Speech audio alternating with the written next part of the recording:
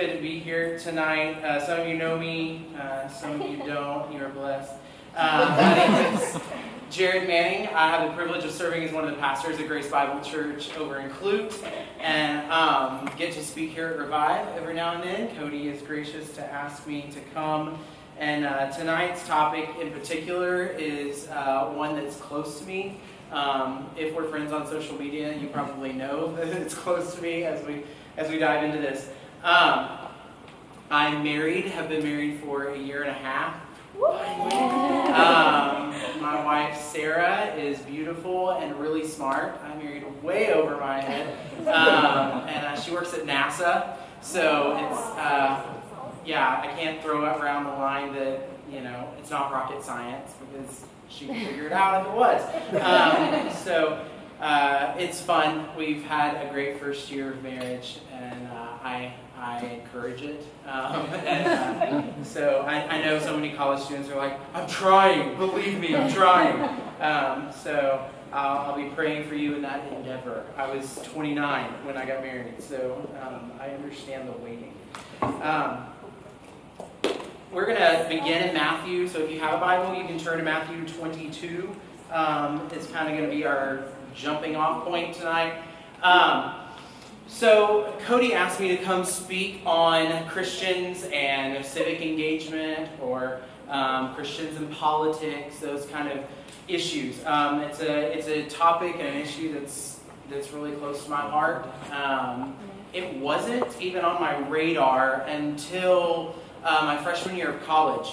I started listening. I had an hour commute. I was going to Bible college the first 2 years in Houston, and so I was commuting from here up to Houston 2 and 3 times a week or so. And my music got worn out because back then there were still like CDs. I didn't have an iPod, and so that's so weird, so weird.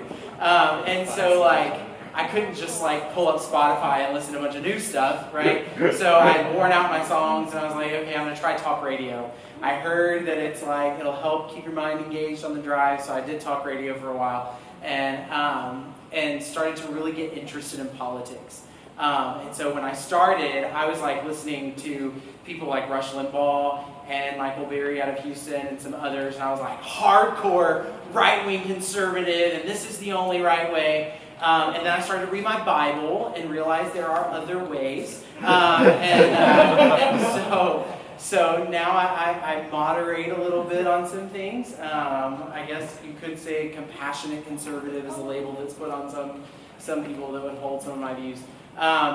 But this became a topic that was really close to me. And then I moved to Louisville, Kentucky, and went to school there at Southern Baptist Theological Seminary for 5 years. Doing undergrad, and then started a master's degree there. And people like Russell Moore, if you've ever heard his name, he's the president of the Ethics and Religious Liberty Commission for the Southern Baptist Convention. Dr. Moeller, a lot of people are familiar with Al Moeller. Those guys speak into the culture a lot and really what the Bible has to say about our culture. And so I became to be even more passionate about this specific topic. So tonight, as we get started, I don't know why I'm hovering close to this microphone. Tonight, as we get started, I brought this book with me, Onward, by Russell Moore. Book released last year, early this year, I can't remember exactly. Engaging the Culture Without Losing the Gospel. Great resource. So what I'm going to tell you is the first person who's up here after I'm done and really interested and promises me they'll read this, it's yours. So I want to give that to anybody who's interested. How many of you would say you follow politics? Okay, quite a few of you. How many of you have followed this particular election cycle? Hard to get away from. Okay, yeah. Who wishes you could escape this election cycle? Okay, awesome. So yeah, I explained I'm a little bit of a political junkie until this election cycle, and then I had to turn it off. There came a point at which I was like, I'm losing my sanctification because I'm so angry. And so I kind of just started tuning out for a little while and just reading my Bible and doing things that would encourage me spiritually rather than discourage me. But I realized over the course of the last few years how important it is that Christians actually engage the culture. The gospel is not just a message that stops with our intellect or within the walls of the church. It has been falsely said that your faith is something that is private and it doesn't need to make its way into the public sphere, and I think that's totally counter to Scripture. The message of the Bible and the message of the gospel is that it permeates everything. Jesus is on a mission not just to redeem people, he is on a mission to redeem the world. And so he is going to reconcile all things to himself, which includes the world and its system and everything will one day be governed under the authority of King Jesus. And so the gospel permeates everything we do. We often refer to this as a worldview. Everybody has one. There are secular humanist worldviews. There are all kinds of different worldviews floating around out there. You can pick up any philosophy book and figure that out. And the Christian worldview and the biblical worldview is the only, big statement, is the only truly consistent worldview. The only one. It's the only one that actually works. And as you study more worldviews and you begin to compare them to the Christian worldview, I would encourage you to read people like Francis Schaeffer and others. You will see that really the gospel and the Christian worldview, the biblical worldview, is the only one that actually works in society. And so I'm really passionate about that. And so tonight I want to talk to you about why I believe Christians should be engaged in the civic discussion, the civic discourse, and in politics. I grew up in a family where my parents weren't really engaged in politics. They might go vote out of guilt that they should, because we can't complain about it if we don't go vote, right? And so as a matter of, I want to be able to complain when things go wrong, then I'm going to vote. But it wasn't seen as, this is actually a Christian responsibility. I should know the issues. I should understand why I'm engaging in political discourse and the government system. I had a grandmother who actually rejected that Christians should be involved in politics at all. She thinks everybody in politics is corrupt and you can't be an unstained Christian and be involved in politics. So she was like, I just don't like any of them, and I don't think Christians should really run for office or be involved in that. I don't take that position, completely disagree, but that's another topic for another day. So out of this love for cultural studies, worldview, politics, came a couple of years ago. I began a series at our church where I preached once a month on average, and I started a series called Cross and Culture, where we took one Sunday a month and we broke down an issue that was hot button in our culture. So I preached on same-sex marriage and the sanctity of human life and transgender issues, and we talked about religious liberty and all these different things. I want to give you an overarching theme and an overarching theory of what I believe Christians are to be in politics. So the first thing is we are to reflect God's character. As we engage in political discourse, as we engage in government as believers, we are to reflect God's character. So we start with this. God is the author of humanity. He has designed the world and everything in it for His glory and for our good. That's where we start. God is the author of everything. He's designed it all for His glory and for our good. And so that means He designed nature. In the beginning, God created the heavens and the earth in Genesis 1. In Genesis 1:26-31, God said, "Let us make man in our image, after our likeness. Let them have dominion over the fish of the sea, over the birds of the heavens, over the livestock, over all the earth, and over every creeping thing that creeps on the earth." So God created man in His own image, and in the image of God He created him. Male and female He created them. And God blessed them, and God said to them, "Be fruitful and multiply and fill the earth and subdue it, and have dominion over the fish of the sea, birds of the heavens, over every living thing that moves on the earth. And God said, behold, I have given you every plant yielding seed that is on the face of all the earth, every tree with seed in its fruit. You shall have them for food. And to every beast of the earth, and every bird of the heavens, and to everything that creeps on the earth, everything that has the breath of life, I have given every green plant for food. And it was so. God saw everything that he made. Behold, it was very good. There was evening, and there was morning, the sixth day. So here in Genesis 1, God gives man the role and the responsibility of governing nature in some way. He has put him in dominion over nature, and said, you're to have a dominion over the animals, over the earth. You're going to cultivate and keep the garden. You are going to exercise dominion over this world that I've created that is good. And so in some way, man steps into this governing role, even in the beginning, and he represents God in that way. We are created in his likeness, in his image, and in that, we are helping to govern the world as it is, even in nature. He designed marriage. Genesis 2, 18 through 25, the Lord God said, it is not good that man should be alone. I will make him a helper fit for him. And out of the ground the Lord God formed every beast of the field, every bird of the heavens, brought them to the man to see what he would call them.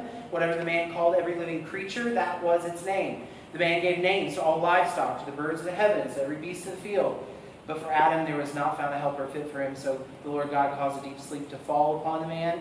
While he slept, he took one of his ribs, closed up its place with flesh. The rib that the Lord God had taken from the man, he made into a woman and brought her to the man. And the man said, this is the last bone of my bone and flesh of my flesh. She should be called woman because she was taken out of man. Therefore man shall leave his father and his mother, hold fast to his wife, and they shall become one flesh. And the man and his wife were both naked and were not ashamed. Praise God. All right. So God designs nature, he designs marriage, and he designs government. Romans 13, 1 through 7 talks about the design for government. I'm not going to read that for sake of time. But in a book called The City of Man, Religion and Politics in a New Era by Michael Gerson and Pete Weiner, they say this: laws express moral beliefs and judgment. Like throwing a pebble into a pond, the waves ripple outward. They tell citizens what our society ought to value and condemn, what is worthy of our esteem and what merits our disapprobation. They both ratify and stigmatize. That is not all that laws do, but it is among the most important things they do. In other words, what sums all of that up is our laws express moral beliefs and judgments. There's often a case made in some circles in politics that we shouldn't legislate morality. The problem with that view is laws in and of themselves are a moral statement. Any law is a moral statement. You are saying what someone should or should not do. And that is in and of itself a moral statement, right? And a moral declaration. So for people to say we can't legislate morality, actually what they're saying is we can have no government at all. Because any kind of legislation is a moral judgment. And so that's what they're saying here, and that's what I think Romans 13 teaches, that government is responsible for legislating morality, for giving us laws that keep people from doing things like killing one another, right? And from stealing from one another, and from all-out chaos, things and what the Bible has to say about those things. And this was kind of the launching point. I preached this sermon to begin us on this trajectory of studying these different things. So what does politics have to do with the Christian life and the gospel? I think Jesus answers this in a very familiar passage to many of you. If you're there, Matthew 22, I'm going to read beginning in verse 34. When the Pharisees heard that he had silenced the Sadducees, they gathered together, and one of them, a lawyer, asked him a question to test him. Cody. Teacher, which is the great commandment in the law? And he responds, you shall love the Lord your God with all your heart, with all your soul, and with all your mind. This is the great and first commandment. And a second is like it. You shall love your neighbor as yourself. On these two commandments depend all the law and the prophets. I think this verse, this speech or just phrase that Jesus gives them here, this commandment, is our command to engage in politics. You shall love your neighbor as yourself. You shall love the Lord your God with all your heart, soul, and your mind. So think on these things. Know your culture. Understand what's going on. You see Paul the Apostle all throughout the New Testament is able to engage people because he knows the culture. He's studied it. And he's able to direct people to the gospel through their cultural lens. And so I think Christ here is calling us to be engaged in politics, mainly with that statement, you shall love your neighbor as yourself. Because everything that we do in government has an effect on our neighbor. It affects our brother, our sister, our family, our neighbors, our friends, our co-workers. All the policies that are sent out from government affect everyone. And so we should always keep this in the back of our minds as we're engaging in political discourse. How do I best love my neighbor when it comes to certain issues? Politics, the definition for it, there's a comedian years ago that I heard say politics comes from the Latin poly, meaning many, and ticks being blood-sucking creatures. And that's funny, but that is not actually the definition of politics. The actual definition of politics is this. It's the practice and theory of influencing other people on a global, civic, or individual level. I had the privilege of being at the Village Church with Matt Chandler last week, and I was in a small group breakout with him and some elders, and he said, I've had a lot of people over the years tell me they want to be in ministry, but they don't want the politics of ministry. And he said, ministry is politics. Because the very definition of politics is influencing people on either a global, civic, or individual level. And so in ministry, we're influencing people. We are doing politics. Any leader of an organization is in politics in some way. They are influencing people through relationships, through policies. If they're leading an organization, we're all involved. And so I believe Christians are called to politics in some shape, form, or fashion, especially in the United States where we have a representative republic. It is not a pure democracy, right? We have a representative republic, and we are essentially the government. And so Romans 13, you're going to see obey governing authorities, things like the government wields the sword of justice and protects life and these different things. In America, technically that's us. Yeah, we have leaders, but they're put into place by the people. And so when we're talking about government doing something, prosecuting justice or executing justice and all these things, it's actually, in our form of government, kind of speaking to us. Like it's a government of, by, and for the people, right? And so we are government. So as we talk about that, as we talk about if we're going to say Christians are to be involved in politics, what are we to do in politics? What does that mean for me? The question is always, well then, how should I vote, right? What issues should I care about? And so I want to put out tonight some principles that I want to go by. I'm not going to stand up here and tell you every issue that you should vote on and how you should vote, because Scripture is not always black and white about those things. There are some that it is black and white about. And so the government has a role to function morally and to create a morally good society for people to live in. That's extreme. Anybody distracted by that? Blame Cody. He's the one who picked it up. Yeah, thanks, Cody. I feel like I'm looking down on myself. That's a really old picture, too. That was 2008. That's great. Sorry, sidebar, I'm ADD. John Calvin says this: God was not only Lord and Creator, but a governor and preserver. sustaining, cherishing, superintending all the things which he has made, to the very minutest, even to the sparrow. The sovereignty of God, in other words, extends to all spheres, including all human institutions. The active purpose of the state, Calvin wrote, is to foster and maintain the external worship of God, to defend sound doctrine and the condition of the church. I kind of disagree with Calvin on that one. To adapt our conduct to human society, to form our manners to civil justice, to reconcile us each to one another, to cherish common peace and tranquility. Beyond providing merely for peace and safety, civil authorities, according to Calvin, are the ordained guardians and vindicators of public innocence, modesty, honor, and tranquility. Other than what he says about government, like keeping sound doctrine on behalf of the church, I agree with that statement. It's really important to recognize, if God is the governor and preserver of all things, that He is intimately involved with every detail of our lives and every detail of His creation. Then we, being created in His image, should also act as governors and preservers. We should care about these things. As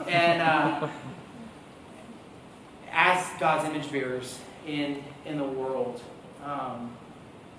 So as we reflect Him, we recognize that God has been active in history. He is not somebody who creates the world, winds it up, and steps back and lets it go. Orthodox Christians don't believe that. There were many of our founding fathers who actually did. They held to a deistic worldview that said, God created it, yes, there's intelligent design, He designed this thing, but then He takes His hands off, right? And for many of them, that was the reason they felt justified in breaking from England, coming here, beginning this country, because they felt like we're doing God's work because He's not doing it, right? He expects us to do it and carry it out. Now, not everybody believed that, and there are people who disagree on the history of founding, but that's kind of just a broad statement. But God is active in history. He's not just a watchmaker that winds it up to watch it go. We see this early on in the book of Exodus. The Israelites are in slavery in Egypt, and God doesn't just leave them there. He calls out Moses and He says, you're going to go to Pharaoh and you're going to tell him to let my people go. And eventually, I'm going to soften his heart, and then He's going to let them go. And then I'm going to destroy his whole army. He fights the battles for Israel over and over in the Old Testament. We see God telling the leaders of the nation of Israel, trust me. Don't count your chariots, don't count your horses, don't count your men. Trust me, I'll fight the battles for you. God is intimately involved in world history. He sets up rulers, He ordains authority. Over and over throughout the book of Exodus, you see that it's God hardening Pharaoh's heart. Actually, in Exodus it says Pharaoh hardened his heart. In Romans it says God hardened Pharaoh's heart. Over and over again, God was doing that so that He would display His goodness and His righteousness and His justice. And so He sets up rulers, whether it's to crush them and display His power, or He may set them up to help guide a nation into morality and goodness as a blessing to humanity. God came to us in our sin. Just as He came to the nation of Israel and brought them out of captivity and out of bondage in Egypt, He sent His Son, God in the flesh, in Jesus Christ, to bring us out of our bondage to slavery and sin. And so He has come to us. He didn't stay up in the heavens and do a work apart from us, but He actually became one of us. And came and walked this earth, and He came to change our circumstance. While we were sinners, Christ died for us, Romans 5:8. Philippians 2, we have this beautiful picture of Christ that is equal with God, thought not equality with God something to be grasped. He emptied Himself. You can read a bunch of theology books on what it meant that He emptied Himself. Everybody has a different opinion. But He emptied Himself essentially of His glory. He was sitting on the throne, God of all eternity, and He takes on human form. And empties Himself of any glory that He is so worthy of and due. And He took on the form of a servant and died on a criminal's cross to rescue us from our condition. We are now His ambassadors. God makes his appeal through us. That's 2 Corinthians 5:20. Paul says we are his ambassadors, God making his appeal through us. So now when we follow the model of Jesus Christ, of our God and Father who came and actually did something to change our circumstance. He doesn't sit back. And so as God is active in history, we are to be active in our politics, in our governing, in things in this world that will help change and will help us love our neighbors better. So number one, we do it to reflect his character. Number two, we obey his commands. Just FYI, number one was like the longest of the points, so we're coming close. So we obey his commands. Love your neighbor as yourself. We engage in politics to obey Christ and loving our neighbor as ourselves. That means we love the baby in the womb as ourselves. I want to breathe. I want to have life. So I love the child created in the image of God in the womb. So I want to protect their life. And so that is one issue that I will specifically say Christians should vote when it comes to the issue of abortion and the sanctity of life. I think Scripture is explicit that we are to protect life. It's all created by God. It's made in the image of God. And so we should fight to protect that. That's loving our neighbor as ourselves. We love the least of these, Matthew 25:31 through 40. So we care about the poor. We care about the outcasts. This is where I had to divert a little bit from my talk radio friends. We do care about those who are poor and outcast in our society. Now there can be disagreements on how that happens. I don't believe that it's government's job also to steal from people and give it to other people. I think this is a command for Christians. Specifically, we should be caring for those who are outcast and the most vulnerable in our society. I believe strongly that we should be caring for orphans and widows, as James tells us in the first chapter of James, that that's true in undefiled religion. Care for widows and orphans in their distress. So our church is involved in foster care and adoption ministries because of that. We want to be caring for the least of these. Do good to widow and orphans. I mentioned that right there. We are to be salt and light. Matthew 5 calls Christians to be salt and light in this world. So the call to be salt refers to the followers of Christ as preservers of God's design in the world. It is a call to a kingdom ethic that serves as a force for good in the world. This is what I believe it means to be salt in the world. We preserve God's laws, God's design for humanity. And so that means we fight for things like traditional, quote-unquote, biblical marriage. It's why we fight for how God has designed marriage to be, because we are called to be salt in the world, to preserve God's way of doing things.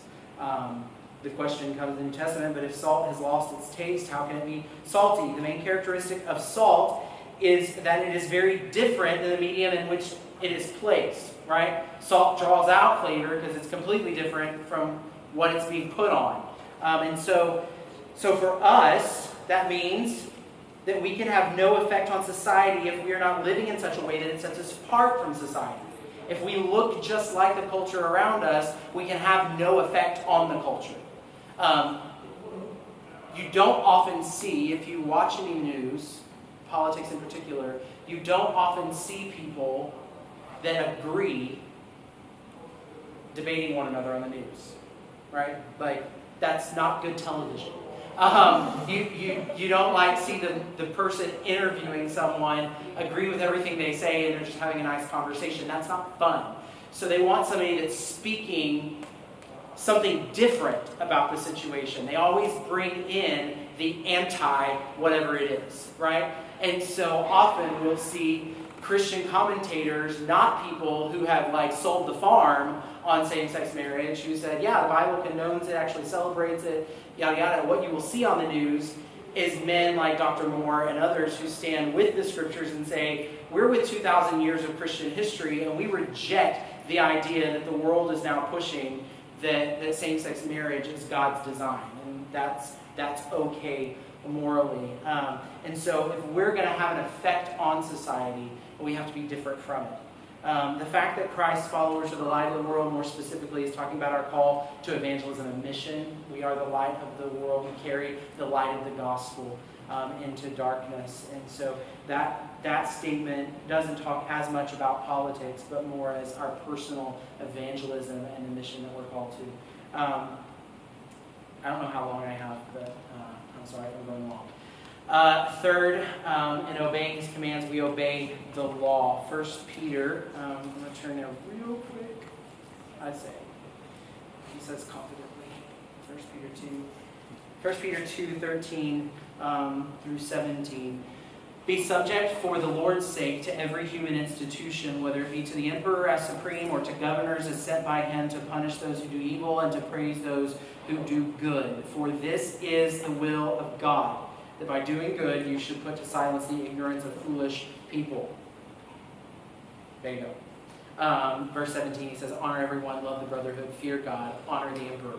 So there in 1 Peter 2, we're being commanded by God. This is God's will for us, that we live according to the laws that are instituted by our government. Obey the laws. Thirdly, so we reflect his character, we obey his commands, and we are reminded of his coming. In our political engagement, we are reminded of his coming. That has never been more true for me than this election cycle. Over and over, Romans 13 plays in my head. We have no lasting city here, but we seek a city that is to come. In America, we have experienced 50 to 100, some might say the full 200 years of an interesting time in world history where Christianity actually had some kind of control of the political realm, some kind of heavy influence on government. But for the bulk of world history, that has never been the case. For most of world history, Christians and those who follow God have been on the outskirts and on the edges of society, on the edges of culture, in the shadows, being pushed out, being persecuted. They've always been in the minority. This has been an interesting experiment for the last 200 years, but I think we're entering a period where that will no longer be the case. That Christians have a lot of influence in the world and on the culture at large. And I think that can be for our good. Because I think for many, we've gotten comfortable here in this world. And we're about to be soon reminded that we are pilgrims, we are strangers, we are aliens here. And so I think that's good for the church. I will still fight for religious liberty. I'm not one of those people who's like, yeah, bring on the persecution. Because I don't think God rejoices in persecution of his children either. But the church seems to expand every time it's persecuted.